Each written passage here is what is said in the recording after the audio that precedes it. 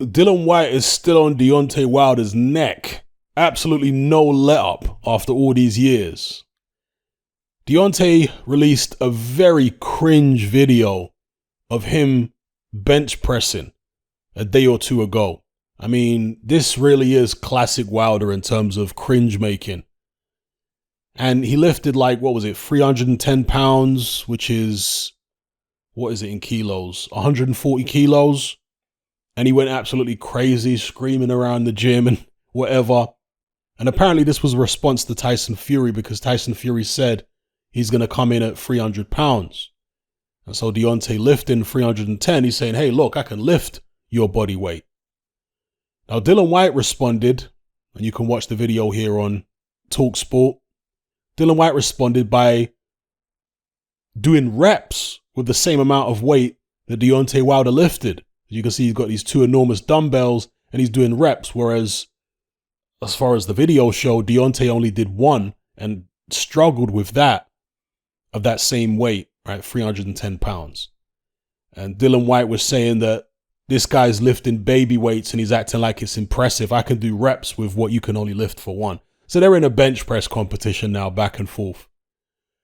Well, here's what I say to it. Yes, very cringe from Deontay Wilder, particularly because the amount he lifted is not a lot of weight. I mean, I lifted around that weight when I was a bouncer and an amateur boxer in the early 2000s. And I'd never been in a weights gym before in my life. But because a lot of the guys I used to work with as a bouncer, some of them were at the same boxing gym as me. They used to come down and watch me box. They weren't really boxers. They just used to come down for a bit of, light sparring with each other and stuff like that. But I was an actual amateur boxer. And that's how they actually, this particular company, that's how they ended up recruiting me, as the boss was a member of the boxing gym. And he saw me and he was like, okay, this guy's a bit handy. Let's try and see if he wants a job. So, yeah, they wanted to see how strong I was because they knew I didn't do weights. But I used to do loads and loads of push-ups. Me and my younger brother, who was also an amateur boxer, we used to do crazy amounts of push-ups. And it was kind of inspired by Gerald McClellan, because I remember an article in one of the major boxing publications, an interview with Gerald McClellan, where he said that he used to do 1,000 push-ups a day. Now, Gerald McClellan was a middleweight.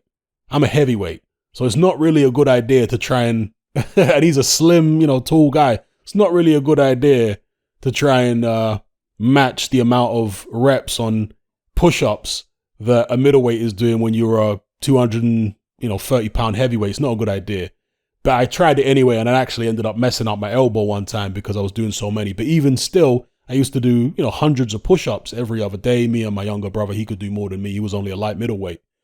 But anyway, long story short, when I finally went to the gym, one of the guys got me to come to the weights gym.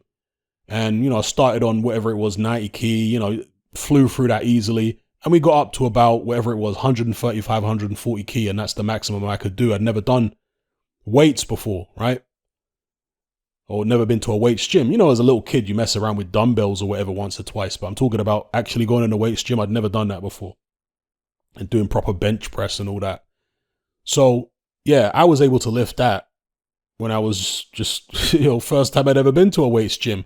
I could lift what Wilder's lifting. So I know it's not a lot of weight. In fact, there are guys in your local Fitness First who could easily outbench Deontay Wilder, easily outcurl, easily. In fact, I'll go further than that. There are guys in your local Fitness First who could easily outbench a prime Mike Tyson, a prime George Foreman, easily out squat them, out curl them, easily. Because the point I'm going to make here is being able to bench a lot or squat a lot or curl a lot doesn't necessarily equate to being able to punch really hard. It doesn't work like that. And this is the case in point. Who's got a better right hand? Deontay Wilder or Dylan White? Deontay Wilder all day long has got a much, much better right hand. Stronger, faster, more prolific. But yet, Dylan White, I'm sure, can bench a lot more than Wilder. Probably curl a lot more than him. Probably better all round in the weights gym than Deontay Wilder. You see, the most important thing with regards to punching power is not how much you can bench or how much you can curl. It's body mechanics, punch mechanics, more specifically, and muscle memory. Because when you're trying to punch hard, you're shifting your weight onto the end of your fist, and you're doing it in such a way that you generate maximum force in the action. So this involves pivoting on the ball of your foot if you're throwing the backhand, or even if you're throwing the hook to a lesser degree. It involves rotating your hips. Certainly if you're throwing hooks, you want to have your knees bent so you can, rotate, get the thigh muscles involved, get the hips, everything. Be pivoting on the balls of your feet when you're rotating into a shot. This is punch mechanics.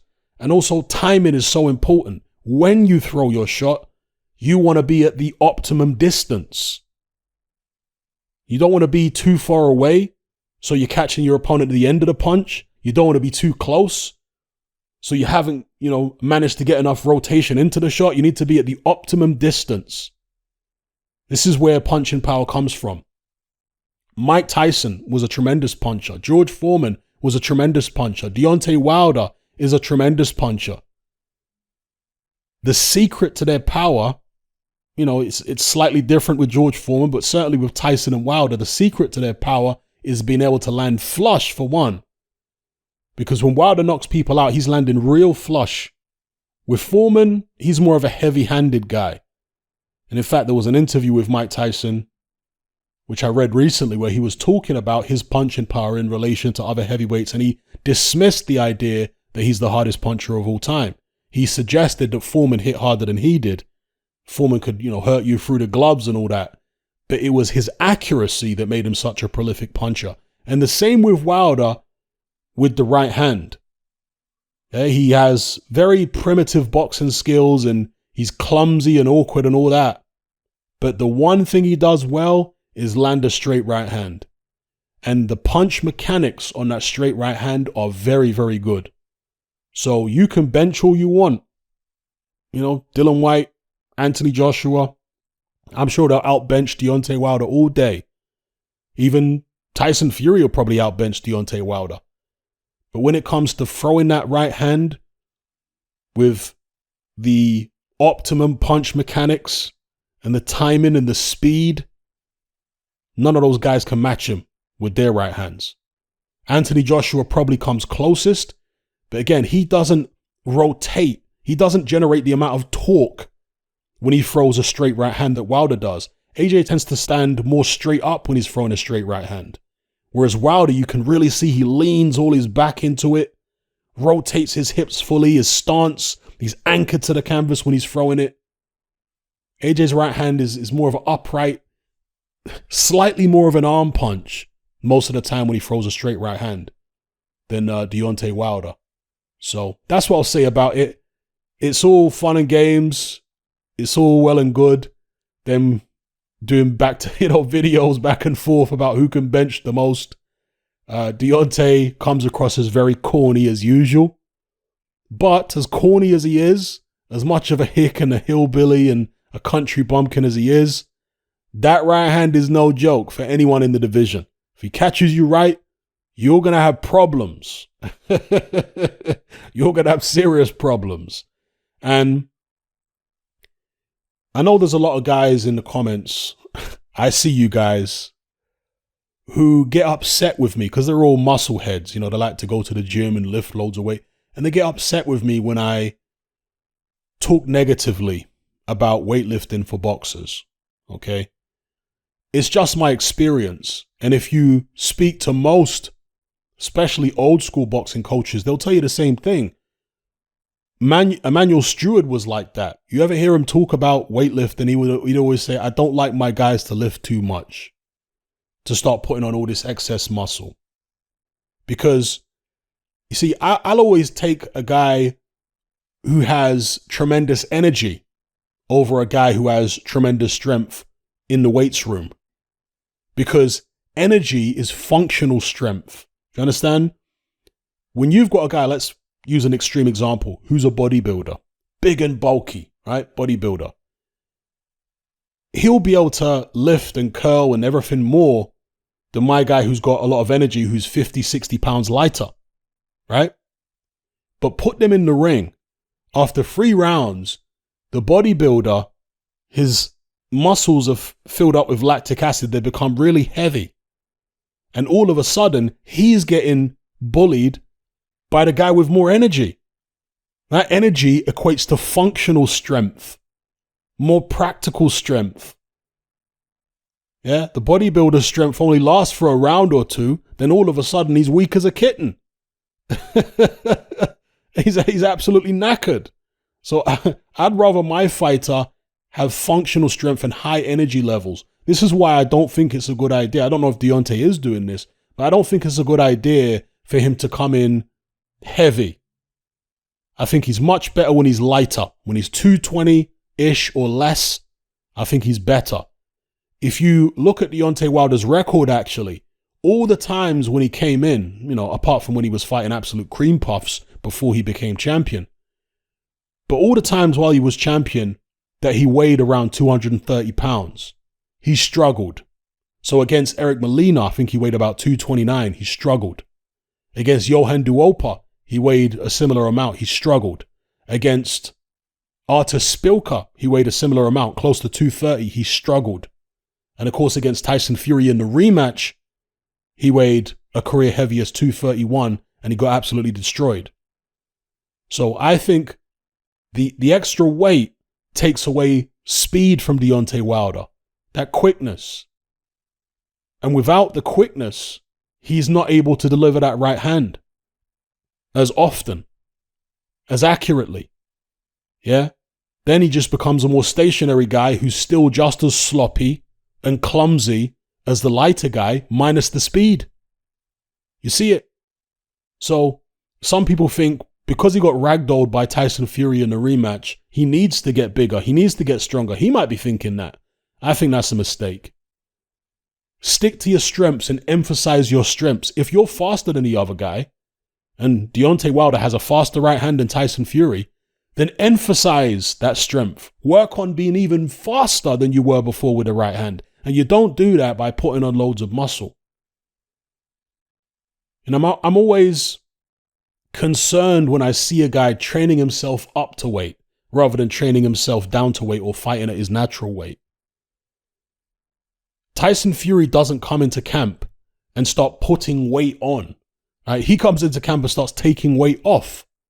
I mean, Mayweather, when he was in his prime, he would pretty much fight, or, he might weigh in at 147 pounds. He's walking around at, 150, 155 at the most.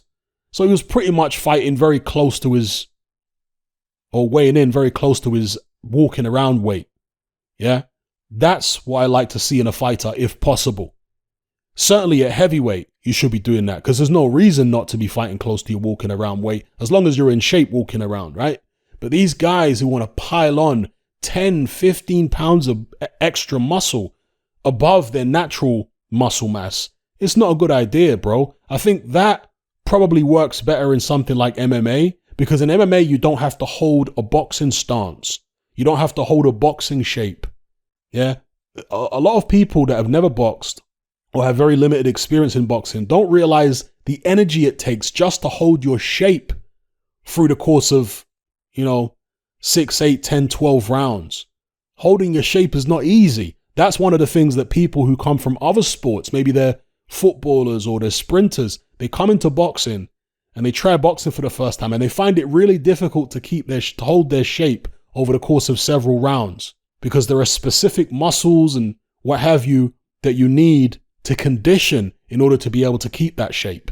Yeah. And when you're extra bulky, you're going to find it even more difficult. When you're carrying more muscle than you're genetically supposed to be carrying naturally, you're going to find it even more difficult to keep your shape. So yeah, I'm always skeptical of guys who come in and put all this extra muscle mass on. It usually ends in disaster. Okay. I really wouldn't advise it. And I know all the weightlifting guys are going to be upset in the comments again. Well, I don't come from a weightlifting background. I come from a boxing background. And that's what I've seen all my life. in the gyms is these guys who want to do all the weights, it usually backfires on them. I'm not saying don't do any weights, yeah? But in terms of putting on loads of muscle, 10, 15 pounds, that is almost always, 99.9% of the time, from what I've seen and experienced, is going to be detrimental to you. Don't do it. Much better to be closer to your natural weight and have the extra energy and the agility. And I think that's what's best for Deontay Wilder. His best performances, for me, were the first Luis Ortiz fight, the first second Bermane Stiverne fight was good too. But against Ortiz, I believe he was it 214 against Luis Ortiz? Against Stiverne the first time, he might have been, 219. The Dominic Brazil fight, I think it was like 220. So when he comes in lighter, he performs better. Just look at his record, you'll see. Whereas when he comes in heavier, he tends to struggle a lot more.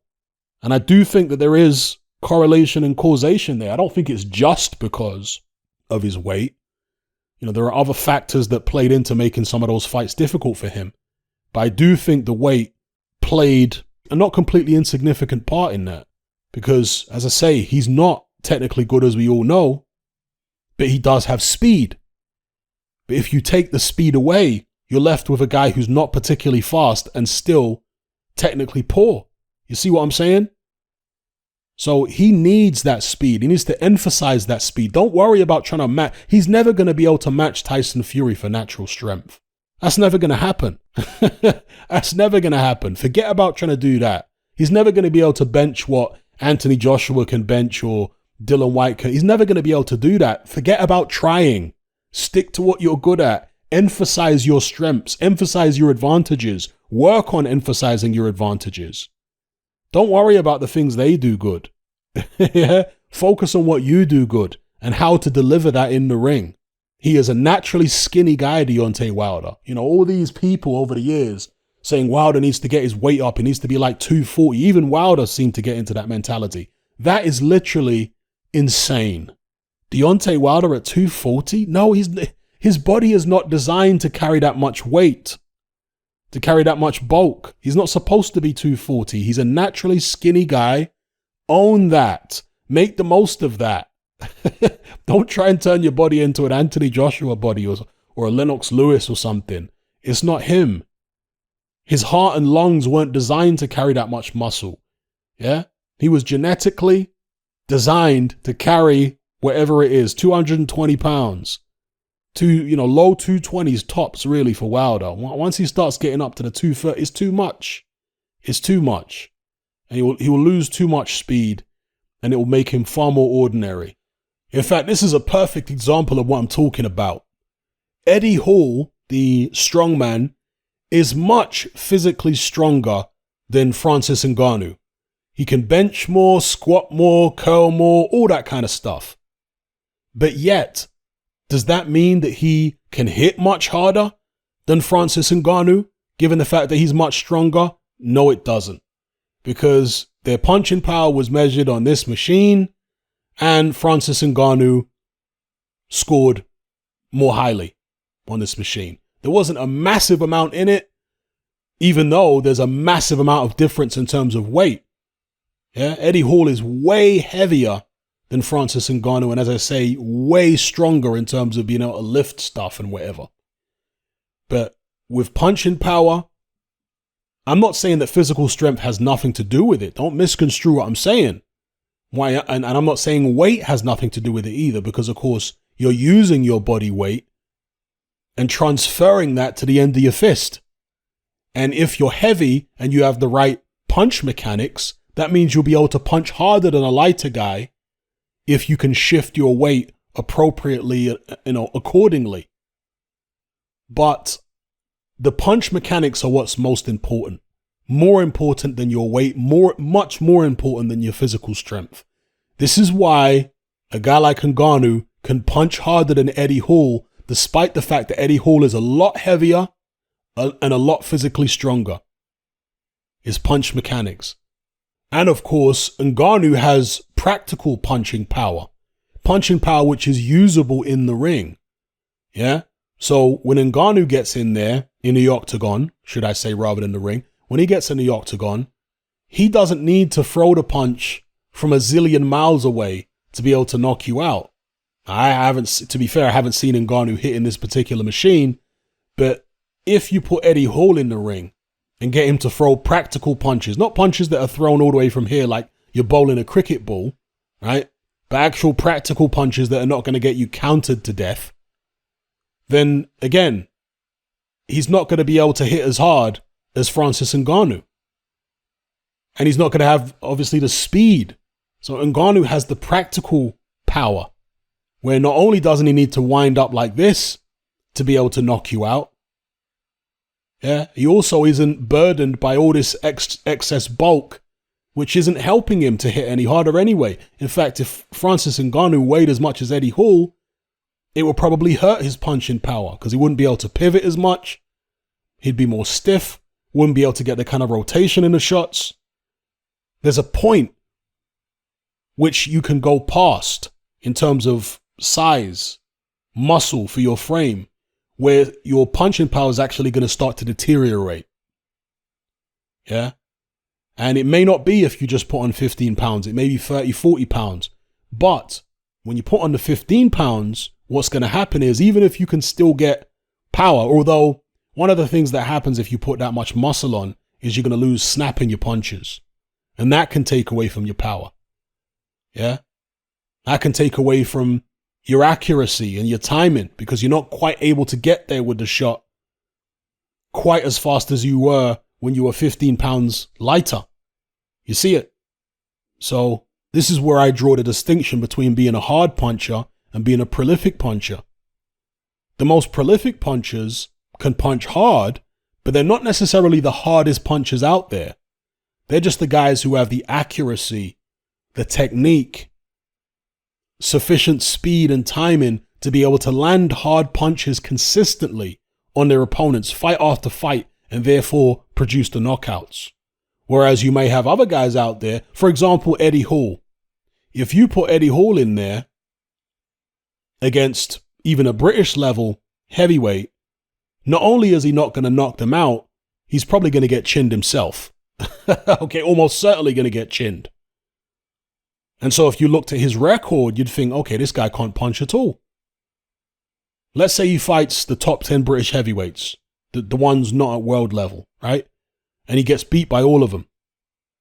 Then he's 0-10 with no KOs. And looking at his record, you think, well, he can't punch. Actually, he's just too crude. He doesn't have the technique to be able to land the power that he has. I'm sure if he landed his hardest shot on most of the guys in the British heavyweight top 10 outside of the world-class guys, he'd be hurting them or knocking them out. But he doesn't have the technique to be able to actually do that in the ring when there's punches coming back at him. When he's not throwing punches at a stationary target. When he's not getting countered to death. You see?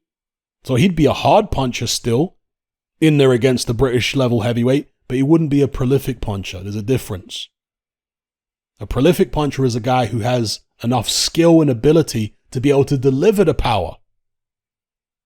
It's one thing having the power, but being able to deliver it. There are lots of guys out there who'll tear the heck out of a punching bag.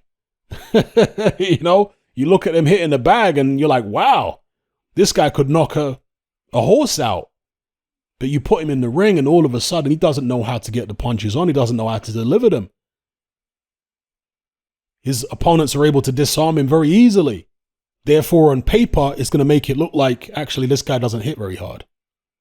And conversely, you're going to get guys who maybe don't hit as hard as him, but still hit fairly hard, but they have the knack of landing the power shots over and over again, and therefore their record is going to show that they're a huge puncher, even though they might not quite hit as hard as the guy who was tearing the bag up. So it works. So anyway, that's my take on it. All fun and games between Wilder and Dillian Whyte. Hopefully they fight one day and they can settle their differences. Wilder has never seemed very keen on the Dillian Whyte fight for whatever reason. It is quite strange because he's been out there, you know, talking about wanting the Tyson Fury fight and AJ and all these other people. But when it comes to Dillian Whyte, he still doesn't seem to want it. Maybe it's his people or maybe it's Wilder himself. I don't know. Because when Luis Ortiz was with Matchroom Deontay Wilder was coming out with all these reasons why he shouldn't fight Luis Ortiz. But as soon as Ortiz signed with PBC, the Wilder fight got made immediately. So it could be what I've talked about in previous videos over the years, that it's the people behind Wilder rather than Wilder himself that make these decisions and decide who he should and shouldn't be fighting. Well, we all know that that's the case anyway, but what I'm saying is, when it comes to Wilder's attitude towards certain fights, it's dictated by what the people behind him are saying rather than his own mind. You understand? So, yeah, that's my take on it. Let me know what you guys think in the comments below. Come and join me on Patreon and access my weekly no-holds-barred, censorship-free podcast where we lift the lid on a wide range of controversial topics. It's not mainstream friendly, it's not politically correct, but that's the whole point. We dare to stand as a beacon of reason against an army of insanity. Just head on over to my Patreon page and select the tier called Hatman Hot Topics. You'll gain access to a minimum of 2 hours of exclusive content every single week, including podcasts, videos, interviews, live stream Q&A sessions, as well as my popular Confessions of a Nightclub Bouncer series. Not to mention a vast back catalog of hundreds of hours of previous episodes. You can listen via the Patreon app with the option to download in high quality MP3. We've also got a Discord server where you can come and chat and hang out with myself and other members. There's no contract, no commitment, and you can cancel at any time.